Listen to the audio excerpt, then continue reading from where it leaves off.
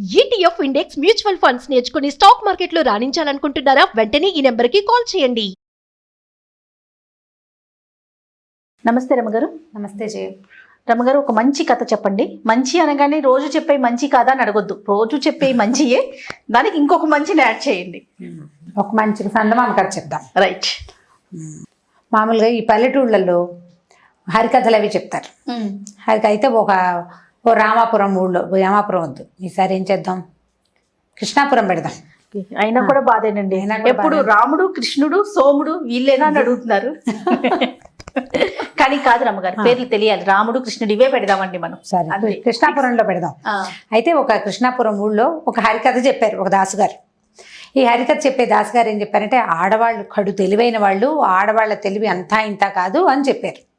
చెప్పేసరికల్లా కొంతమంది అడిగారు, ఆడవాళ్ళు ఏం తెలివిగల వాళ్ళండి, ఆడవాళ్ళకి ఏం తెలివితేటలు ఉండవు, ఏముండవు, ఆడవాళ్ళు చాలా తెలివి తక్కువ వాళ్ళండి అంటే, భలే వాళ్ళు నాయన, ఆడవాళ్ళు తెలివి తక్కువ వాళ్ళు కాదు, ఆడవాళ్ళకి ఏం లేదు, జస్ట్ కొద్దిగా 4 అక్షర ముక్కలు చెప్పి కొద్దిగా చదువు నేర్పిస్తే ఆడవాళ్ళు అంత తెలివిగల వాళ్ళు ఇంకెవరు లేరు, మగవాళ్ళకి వాళ్ళు వశం కాదు, వీళ్ళు పని చేయడానికే తప్పిస్తే తెలివితేటల్లో ఆడవాళ్ళని బీట్ చేయలేరు ఎవరు అంటే. అయితే ఆ ఊరు కరణం గారు వింటున్నారు కథ అంతా. సరే, చాలా బాగుంది, కథ అయిపోయింది. స్త్రీలు బహు తెలివైన వాళ్ళు అని హరిదాస్ గారు చెప్పారు. వినటానికి ఎంత బాగుందో. అక్కడి నుంచి ఏమైంది, ఆయన హరిదాస్ గారు స్టేజ్ దిగి వచ్చాడు. పళ్ళెంలో అందరూ 10 అప్పట్లో ఉంది 10 పైసలు 20 పైసలు పావలాలు 10 రూపాయలు వేసేవాళ్ళు. కరణం గారే కథ చెప్పించారు, బాగా వేస్తారనుకుంటే ఆయన ఒక చెల్లని చిలుకాని తెచ్చి హరిదాస్ గారి పళ్ళెంలో పెట్టారు. వారికి నచ్చలేదు, ఆయనకు నచ్చలేదు. సరే, అక్కడి నుంచి హరిదాస్ గారు తెల్లబోయి, అదేంటండి అయ్యగారు, మీరేదో పెద్దగా ఘనంగా సన్మానం చేస్తారనుకుంటే ఇట్ట పెట్టారు, పరువు పోయింది అన్నట్టు. ఆయన పరువు బాగలేదు, నువ్వు కనుక ఈ వాక్యం చెప్పకుండా ఉంటే ఖచ్చితంగా నీకు పెద్ద బహుమానమే ముట్టేది.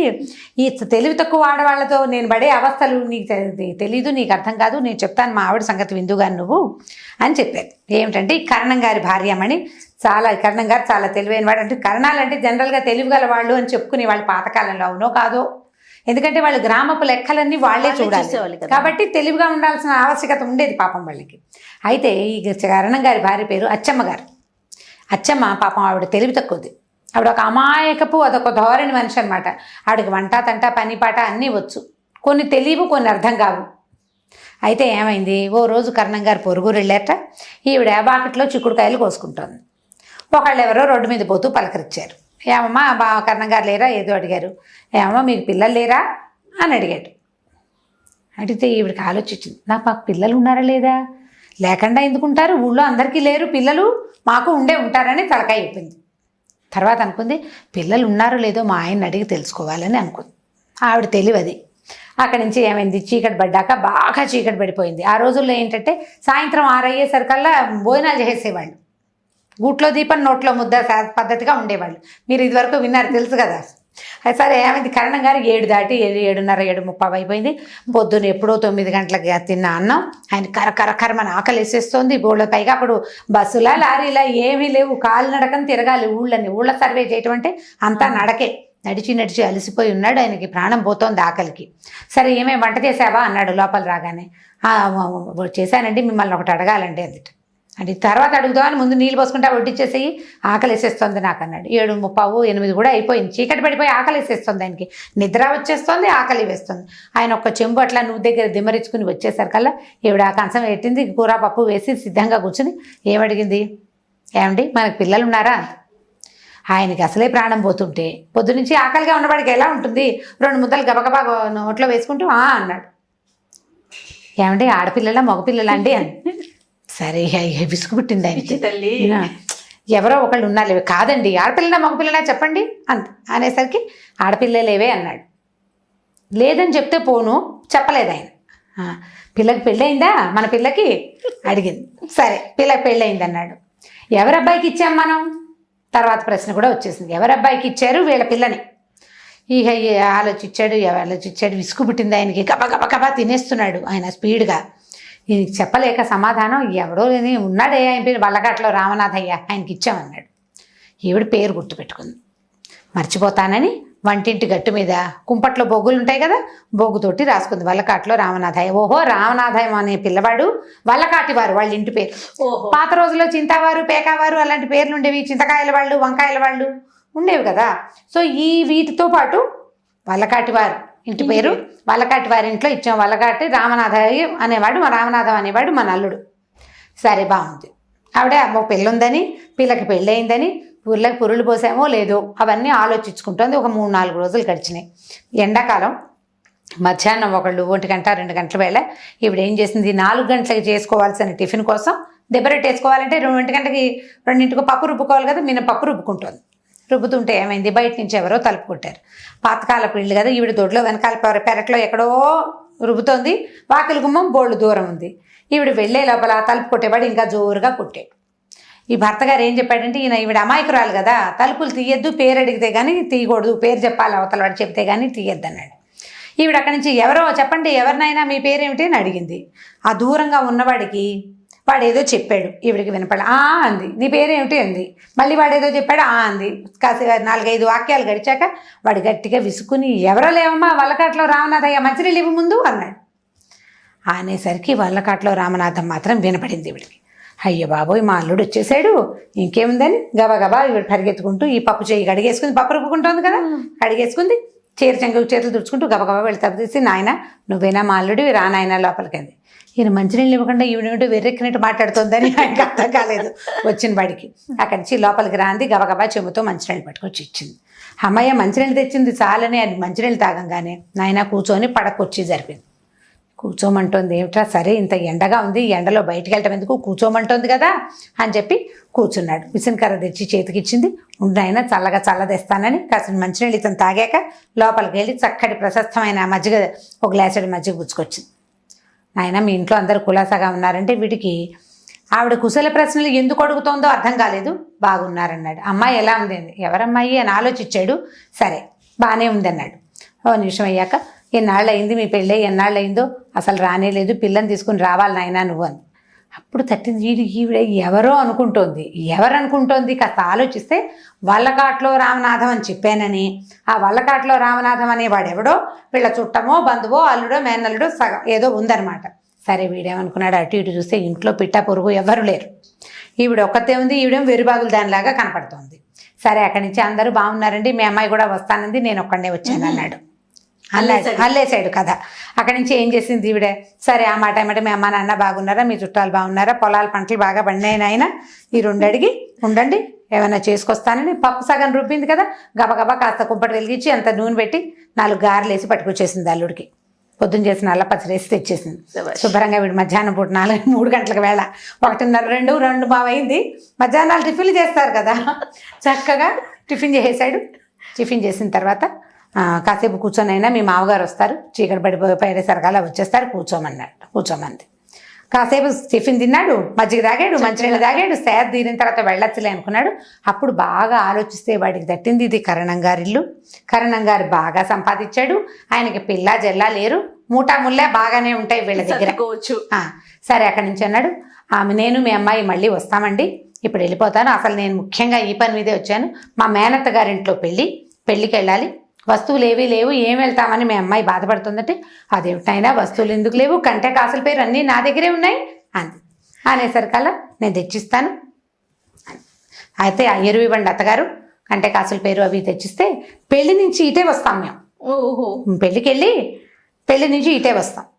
అక్కడి నుంచి మేనత్త గారు ఇల్లు బాకిలి భోగట్టా చేశారు ఇద్దరు కలిసి. ఆవిడ ఈ మేనత్త ఊరు పేరు ఈవిడికి ఏం తెలీదు. మేనత్త లేకుండా ఎలా ఉంటారు, పిల్లలు లేకుండా దేశంలో ఉన్న వాళ్ళందరికీ పిల్లలు ఉన్నారు, అసలు లేని కూతురు చేసుకుంటోంది ఆవిడ. సరే అక్కడి నుంచి ఏం చేసింది, మీ మేనత్త వాళ్ళ కూతురు ఏ పిల్లాడి ఏ ఊరు కంఠం ఎంత ఇస్తున్నారు లాంటివి కూడా కనుక్కుంది. సంభాషణ నెరుపుతుంటే వీడు పైవాడేమోనని తెలియలే ఆవిడకి, ఇంకా ఇమర్స్ అయిపోయింది అనమాట. అక్కడి నుంచి ఏం చేసింది, వస్తువులు తేవడానికి వెళ్ళింది. 1-2 పట్టు చీరలు కూడా ఇవ్వండి అత్తగారు, పంచి చీరలు ఏందే బంగారు వస్తువులు కనపడవసమండి అన్నాడు. సరే అది బాగుందని ఆవిడ 4 చక్కటి పట్టు చీరలు, అక్కడి నుంచి కంటే కాసుల పేరు, వంకీలు, వడ్డాణం. కంటే అంటే మెళ్ళో వేసుకునేది, గట్టిగా ఉంటుంది, రౌండ్గా ఉండి ఒక ఎలా అంటే రింగ్ లాగా ఉంటుంది కంటెంట్. కాసుల పేరు తెలుసు, కంటే కాసుల పేరు కాంబినేషన్. ఆ రౌండ్ ఇట్లా మెడ మీద ఇట్లా గుండ్రంగా ఉంటుంది, కాసుల పేరు కిందకు వస్తుంది అనమాట. ఇవి 2 వడ్డాణము, మళ్ళీ అక్కడి నుంచి వంకీలు, గాజులు అవి పట్టుకొచ్చి ఇచ్చింది. ఒక 3 పట్టు చీరలో 4 పట్టు చీరలో పట్టుకొచ్చింది. సరే ఓ చిన్న గుడ్డ ఇవ్వండి అని అన్ని మూట కట్టుకుని తీసుకున్నాడు. శుక్రవారం పొద్దునే పెళ్ళండి, పెళ్లి నుంచి భోజనాలు చేసేసి మీరు వంట ప్రయత్నం అది చేయబాకండి, సాయంకాలం అన్నం తిని ఇక్కడే వెళ్తాము, చీకటి పడే వేళకి వచ్చేస్తాం, రాత్రికి అన్నం తిని గూడు బండిలో ఇంటికి వెళ్ళిపోతామంటే మా ఊరు వెళ్ళిపోతామంటే ఎందుకు నైనా మేము ఇంటికి వెళ్తాము, రాత్రికి ఇక్కడ పడుకుని శుక్రవారం పూట పిల్లని ఎట్లా పంపిస్తాం, పెళ్లి కంటే నువ్వు తీసుకెళ్తావు కానీ శనివారం పొద్దున్నే చక్కగా ఫలహారం చేసి ఇంటికి వెళ్తురు కానీ సరేనన్నాడు. అయిందా? సరే మీ అమ్మాయి కులాసాగా ఉందంటే అమ్మాయి లక్షణంగా ఉందండి, ఎంతో బాగుంది, మీకోసమే అడుగుతోంది, రేపు అసలు చూడాలంటోంది కానీ నేను ఇవాళ వస్తువులు అరుగు తీసుకోవడానికి వచ్చాను కానీ లేకపోతే మేము కూడా నేను పెళ్లి నుంచే వద్దాం అనుకున్నాను అని చెప్పాడు. ఆవిడ ప్రగాఢంగా నమ్మేసింది. దారిలో తినడానికి ఇంకో 2 గారె ముక్కలు ప్యాక్ చేసి పంపించింది అల్లుడు గారు. అల్లుడు వెళ్ళిపోయాడు. చీకటి పడ్డాక భర్త వచ్చాడు. ఆయన లోపల రాగానే మన అమ్మాయి కులాసా ఏంటండి అని. ఎవరమ్మాయి అన్నాడు భర్త. మన అమ్మాయేనండి అని. మన అమ్మాయి, మనకక్క అమ్మాయిలు ఎక్కడ ఉన్నారంటే అదేమిటి లక్షణంగా అమ్మాయి అంటే ఇలా పిచ్చి మాటలు మాట్లాడతారు. అసురు సంధి వేళ అల్లుడు వచ్చాడు, గారెలు తిన్నాడు, పాపం పిల్ల పెళ్ళికి వెళ్ళాలట, దాని దగ్గర వస్తువులు లేవు, అలా ఇవ్వకుండా అన్నీ మన ఇంట్లోనే పెట్టుకున్నాం, మనమేమిటండి మరీ విడ్డూరంగాను, దాని వస్తువులు దానికి ఇవ్వద్దు పిల్లకి, అందుకని ఎరువేట తర్వాత ఇస్తానన్నాడు, శుక్రవారం ఎరువేనండి, మరి మీరు మీ వస్తువులు మాకెందుకన్నాడు, బంగారు కొండండి మా నల్లుడు, ఎక్కడైనా మనకు ఒకతే పిల్ల ఉంది, అసలు వాడని పట్టు చక్కపోవచ్చు, పట్టుకెళ్ళటం లేదు, ఎరువే అడిగాడు, 4 రోజులు ఉంచుకుని పెళ్ళికి పెట్టుకున్నాక శుక్రవారం నాడు పట్టుకొచ్చి ఇచ్చేస్తాడు. అనగానే కంటే కాసులు ఈయన వెంటనే ఏ వస్తువులు ఎరువు ఇచ్చావే అన్నాడు. కంటే కాసుల పేరు లెక్క లైన్ చెప్పేసింది ఆవిడ. ఇంకేమి ఇచ్చామంటే పట్టు చీరలు ఇచ్చాను, గారెలు వేసి పెట్టాను. ఎవడే వాడను వల్లకట్లో రామనాథం అండి మనకు. కానీ నిర్ఘాంతపోయాడు. అయ్యో ఆ రోజు మనకి పిల్లలు లేరని ఒక్క వాక్యం చెబితే సరిపోయేదానికి అనవసరంగా విసుగుపడి అలా వలకాట్లో రామనాథం అని చెప్పాను వెర్రిబాగులు దానికి. వాడెవడో ఈ మాట విన్నాడో ఇదే అందించిందో దీని తెలివితేటలు ఎక్కువైపోయి వాడు కాస్త వచ్చి కొట్టుపోయాడు. ఇంకేముందని ఓర్మని నెత్తిమీ చేతులు పెట్టుకుని ఏడవడం వల్ల ఎట్టాడు కారణం కాదు. ఇన్నేళ్ళు సంపాదించింది మొత్తం మూటం వల్ల పోయింది, బంగారు వస్తువులన్నీ ఇచ్చేసింది ఆవిడ. ఆయన ఏడుస్తుంటే ఈవిడేమనుకుంది, అయ్యో అల్లుడికి కూతురికి ఏమైనా ముంచుకొచ్చింది, ఈయన బయట నుంచి వచ్చాడు తెలుసుకొచ్చి ఉంటాడు, ప్రయాణంలో అల్లుడికి ఏదో అయిందని ఆవిడ ఏడవటం మొదలుపెట్టింది. తల్లి ఏడుస్తుంటే చుట్టుపక్కల వాళ్ళు చేరారు. చేరితే ఏముంది లబో దిబో, ఈవిడేమో మా అల్లుడు వచ్చాడంటుంది, నా బొంద నేనేదో చెప్తే వాడెవడో ఎత్తుకుపోయాడంటాడు ఆయన. ఇక వస్తువులు పోయాయని ఏడుస్తున్న కరణం గారిని, లేని కూతురికి అల్లుడికి ఏదో జరిగిందని ఏడిచే అచ్చమ్మ గారిని ఇద్దరిని ఓదార్చి ఆ ఊరు జనం ఇలా కర్మానికి ఎవడ కర్తలు అని అనుకుంటూ పోయారు. ఇప్పుడు హరిదాస్ గారికి ఈ కథ చెప్పారనమాట కరణం గారు. అంత తెలివిగల స్త్రీతోటి ఉంటున్నాను నాయన, స్త్రీలు తెలివిగల వాళ్ళు అని నువ్వు చెబితే నాకు నీకు డబ్బులు ఇవ్వాలనిపించట్లేదు, మరోసారి మా ఊరు రాకు. ఒకవేళ ఏ ఊరైనా వెళ్తే ఇలాంటివి చెప్పకు, స్త్రీలను చదివించండి, స్త్రీలకు కూడా తెలివితేటలు ఉండే అవకాశం ఉంది అనాలి, అంతేగాని స్త్రీలే తెలివిగల వాళ్ళని నువ్వు చెప్పద్దు. తెలివిగల వాళ్ళు కాదు స్త్రీలు, వాళ్ళని కొంత చదివించాలి, కొంత తెలియచేయాలి, కొంత లోకజ్ఞానం అలవరిచి పెళ్లిళ్ళు చేయాలి. ఈ 7 ఏళ్ల 3 ఏళ్ల పిల్లలకి పెళ్లిళ్ళు చేశాక వాళ్ళని మా నెత్తి మీద పడేస్తారని ఆయన తిట్టి హరిదాస్కి ఏమీ ఇవ్వకుండా పంపించేసారు. ఇప్పుడు ఈ వల్లకాట్లో రామనాథం గారి కథని తెలుసుకుని మీరు పిల్లలకి చెప్పాలి. ఎలా చెప్తారో చెప్పండి, మీ ఇష్టం. ఎంత బాగుందో రమ్మగారు, స్టార్టింగ్ నుంచి నవ్వుతుండే నాకు కళ్ళల్లో నీళ్ళు కూడా వచ్చేస్తున్నాయి. అద్భుతంగా ఉంది స్టోరీ. తెలివైన వాళ్ళకి ఉంటారు, ఇప్పుడు కూడా ఉన్నారంటారు రమ్మగారు. ఎందుకంటే ఇప్పుడు ఇది సందర్భం కాదు కానీ ఈ మాట చెప్తాను. రైస్ పుల్లింగ్ నేను నమ్మట్లా జనం. రైస్ పుల్ చేస్తాం, రైస్ పుల్లింగ్, ఈ బియ్యం ఒక చోట ఉండి బియ్యాన్ని లాగుతుంది, దానివల్ల డబ్బు వస్తుంది. బంగారం దీనికి గంపల పెట్టండి రేపొద్దుటికి డబల్ అయిపోతుంది. పిచ్చి బొందలు కాదా వీళ్ళందరూ? ఇది తెలివే? కొంతమంది అంట బాబాలను నమ్ముతారు, మంత్రగాళ్ళని నమ్ముతారు, అక్కడెక్కడో భూమిలో భూగర్భ నిధులు ఉన్నాయని. భూగర్భ నిధి ఉంటే మాత్రం నువ్వు ఎలా తీసుకుంటావు? గవర్నమెంట్ అది కాదు, దానికోసం వెళ్తాను. అత్యాస కాదు రమ్మగారు, మెరుగు పెడతామని చెప్పి వస్తారు, మెరుగు పెట్టే వాళ్ళకి వస్తువులు తీసి ఇచ్చేస్తారు. ఒకటిచ్చి చూద్దాం అనుకోకుండా అన్ని వస్తువులు చేతులు పెడితే అట్లా రోడ్డు మీద బంగారం దొరికిందని 100 రూపాయలు 100 మీదేనా అని మోసం చేసేవాళ్ళు ఉన్నారు. వీళ్ళందరూ తెలివి తక్కువ పెద్దమ్మలే. ఇప్పుడు ఆవిడది మరీ తెలివి తక్కువ అనుకో, ఇప్పటికీ ఉన్నారు తెలివి తక్కువ పెద్దమ్మలు. మీరు ఎంతమందిని నమ్మి మోసపోవట్లేదు? ఫేస్బుక్లో ఫ్రెండ్షిప్లు చేసి మోసపోయి డబ్బులు లక్షలు ఇచ్చేసేవాళ్ళు కొంతమంది, ప్రాణాలకి మీదకి తెచ్చుకుంటున్న వాళ్ళు కొంతమంది. ఏం తెలివి? ఏది తెలివి లేదు. తెలివి లేవు. స్నేహాలు చేసి ఫ్రెండ్షిప్లతోటి ఒకటితోటి ఫ్రెండ్షిప్ చేస్తే వాడు తన ఫ్రెండ్స్ 3 4 ఆడపిల్లల్ని పనిచేసి సర్వనాశనం చేసేసే వాళ్ళు ఉన్నారు. మీకు ఏవి తెలివితేటలు? ఇప్పుడు మోసగింపబడుతున్న వాళ్ళలో ఆడవాళ్ళు మగవాళ్ళు కూడా ఉన్నారు లోకంలో. ఇప్పుడు కనపడుతుంది, రోజు పేపర్ చూస్తామా, కొంతమంది అమ్మాయిలు మోసపోయినట్టు, కొంతమంది మగవాళ్ళు మోసపోయినట్టు కనపడుతున్నాం.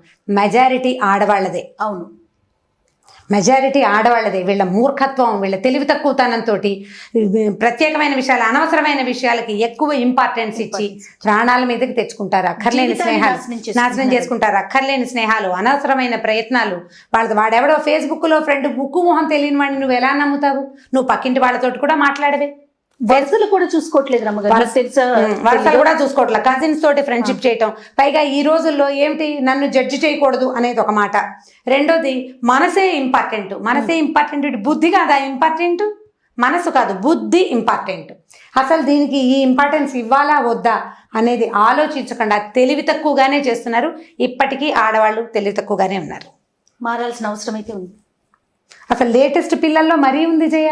ఇంత చదువుకుంటున్నారు, తెగ చదివేస్తున్నారు అమ్మాయిలు, అయినా కూడా పప్పులో కాలేస్తున్నారు. చాలా మూర్ఖంగా, అంటే అది మీరు అన్నట్లుగా బిహేవ్, తెలివి తక్కువ పనులు, చెయ్యకూడని పనులు, అక్కర్లేని మాటలు, ఇద్దరితో ముగ్గురుతోటి ఎట్ ఏ టైం స్నేహాలు చేసి ముగ్గురిని మెయింటైన్ చేయాలనుకోవటాలు, పప్పులో కాలేయటాలు, అనవసరంగా పెద్దవాళ్లతోటి స్నేహాలు, ఈడుకు మించిన వ్యవహారాలు, అన్నీ తప్పులే. ఇవన్నీ హెచ్చుగా ఆడపిల్లల్లోనే కనపడుతున్నాయి. ఇప్పుడు మీరంతా నా మీద యుద్ధానికి రావద్దు. పేపర్లో ఉన్న సెన్సెస్ని బట్టే చెప్తున్నా. ఎగ్జాక్ట్లీ రమ్మగారు. న్యూస్ పేపర్ చూస్తామా, మోసపోయిన మగవాళ్ళ కథలు కనపడతాయి. అవి 4 ఉంటే ఇవి 10 ఉంటున్నాయి. ఎందుకు అంత తెలివి తక్కువగా ఉంటున్నాం? విపరీత ధోరణులండి. మీరు అన్నట్లుగా వయసుకు మించిన స్నేహాలు, బంధాలు కానీ అనుబంధాలు, అసలు మంచి చెడు ఏమి అమ్మా నాన్న కంటే ప్రపంచం అంతా ఇంపార్టెంట్ గా కనపడుతుంది. అదొక ప్రాబ్లమ్. అమ్మా నాన్న ఇంపార్టెంట్ గా కనిపించారు. వీళ్ళన్నిటికీ నీకు అడ్డుకట్ట కడతారు. నిజం, అన్నిటికీ ఆపుతారు. అమ్మ ప్రతిదీ వద్దంటుంది, నాన్న అన్ని కంట్రోల్ చేస్తాడు. కానీ నీకు అన్నం నీళ్ళు ఎక్కడి నుంచి వస్తున్నాయి? నీ ఫ్రెండ్స్ ఎవరు ఇవ్వరు కదా. ఫ్రెండ్స్ ఇవ్వరు. నువ్వు ఫ్రెండ్షిప్ చేసే వాళ్ళలో ఎవడు నీకు తెల్లారులేస్తే అన్నం పెట్టాడు, నేను నిద్ర లేపడు. వీళ్ళే కదా చేస్తారు. అది తెలుసుకుని చావకుండా తెలివితేటలు లేవు చేయ. ఇంకా బాగా తెలివిగా లేరు ఆడవాళ్ళనే అనిపిస్తుంది. ఆలోచించి చూడండి. డెఫినెట్గా రమ్మగారు. Thank you. మంచిగా నవ్వించారు, మంచి ఆలోచింప చేసే మాటలను కూడా చెప్పారు. చాలా బాగుంది రమ్మగారు. ఇంకొక వీడియోలో మళ్ళీ కలుద్దాం. తప్పకండి.